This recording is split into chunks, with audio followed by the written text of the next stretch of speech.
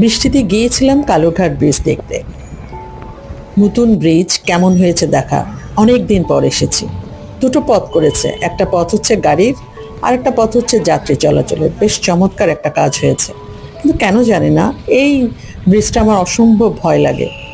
মানুষ খেকো ব্রিজ মনে হয়। যাই হোক, সবাই এই অভ্যস্ত জীবনে এভাবে চলতে অভ্যস্ত হয়ে গেছে।